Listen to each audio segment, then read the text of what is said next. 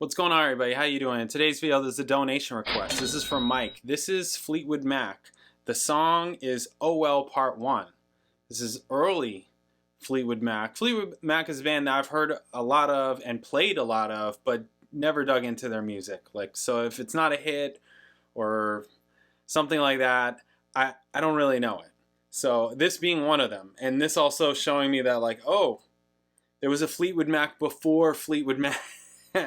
Right? Because this is early. This is from 1969, and the ladies aren't even in the band yet.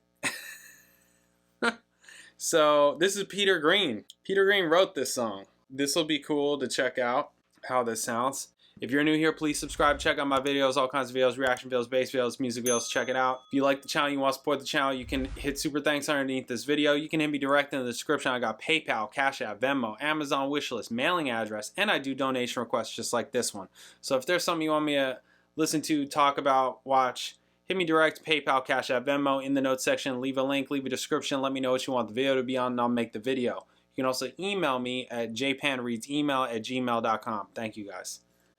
Alright, so, Oh Well Part 1. First appeared as a Fleetwood Mac single in various countries in 1969, then appeared on US versions of that year's Then Play On album, and Greatest Hits from 1971. The song was later featured in the 1992 box set, The Chain, all that stuff, okay.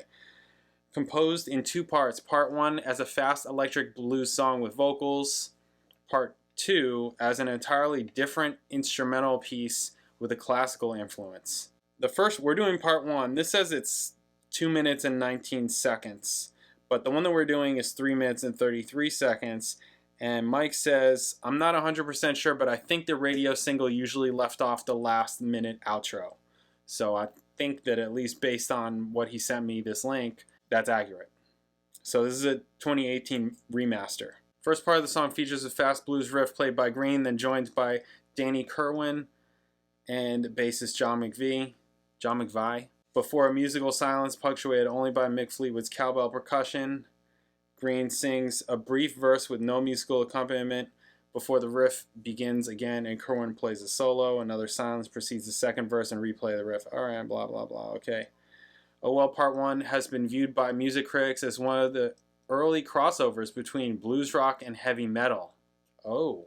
Along with songs by bands such as Zeppelin. John Paul Jones drew inspiration from Oh Well Part 1 when composing the riff for Black Dog. Really? Both songs employ call and response vocals and syncopated ascending chromatic motif that finishes with a long sustained note. Very cool. Wow. Wow. Okay. All these early heavy metal conversations we've had, right? What's early metal? Sabbath, Zeppelin, Deep Purple, all this stuff. It's do we really know? Is there an exact date? Do we know the moment in time, the minute, down to the minute of when it happened? I don't know. Late 60s at some point, right? Something like that. All right, Oh Well Part 1. Let's check it out. Bam.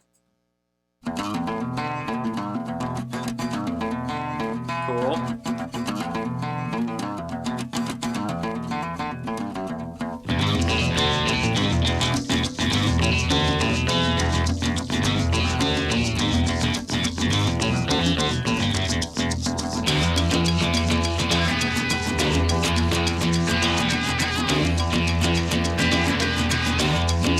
The percussion, among everything else. And this is mono, it's all this right here.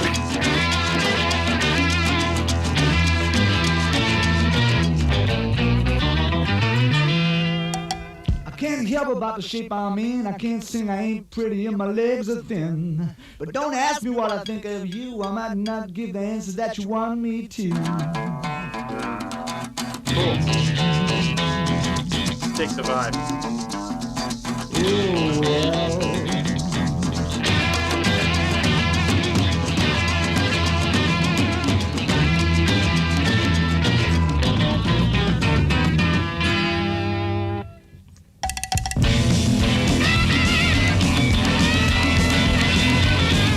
Wow, mono.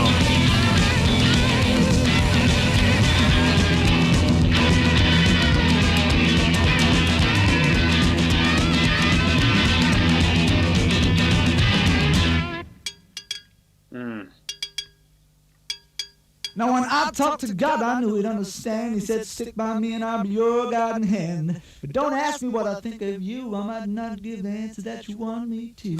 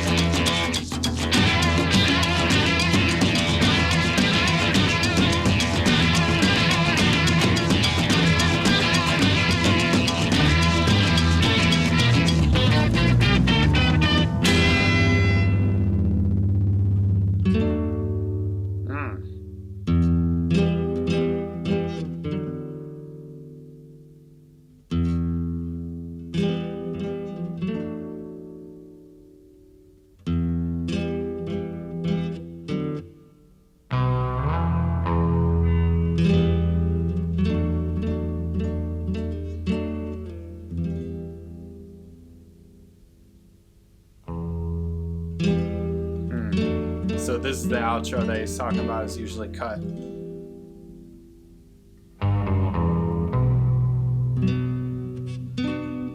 Does it go right into part 2 from here? We're not doing part 2, but I'm just wondering if this has any connection to part 2.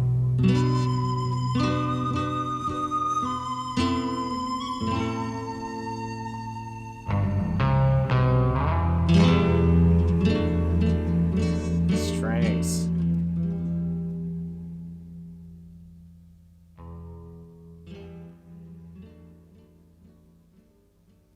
Cool. Yeah, I really like the vibe. This is pretty cool. I get how it's a little Black Doggy, like how you could pull from Black Dog. Yeah, pull Black Dog out of this in terms of this type of riff. Let's mess around with this kind of vibe, this type of riff. I can get that. Not exactly sure I would be able to pinpoint that if I didn't read it first. Maybe. But I probably would just be paying attention to what I'm listening to. It's not that obvious. Right? It's not super obvious. But I like this. I like the vibe. I like the sounds. I mean, aside from it just being mono, could definitely benefit from being stereo, for sure. But you can still hear everything. So mono, for those people that have no idea, right? Mono is just when everything is just right in the center.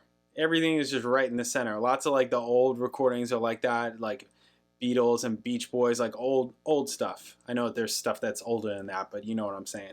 Where everything is just right in the center.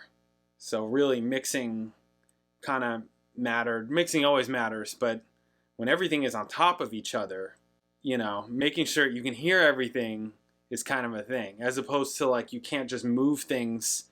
When things are stereo, all of a sudden you have this kind of 180 to kind of put things in. So maybe some things are over here, maybe some things are over here, maybe some things are in the center. You know, you have all these different degrees that you can place things so they have a little bit more of their own space. Where mono, everything's just right in the center. Every single freaking thing. Everything. All the guitars, all the bass, everything that's being recorded right there. That's how it used to be though. Cool. Yeah, I like this. I like the vibe. I like the kind of the blues influence of it. Definitely like that. I would not say metal. I wouldn't have thought metal. Wouldn't have put it there. Definitely wouldn't have put it there. Blues rock, okay.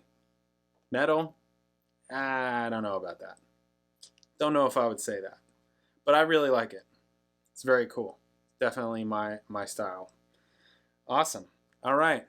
We got some more requests from Mike coming up. Catch you then.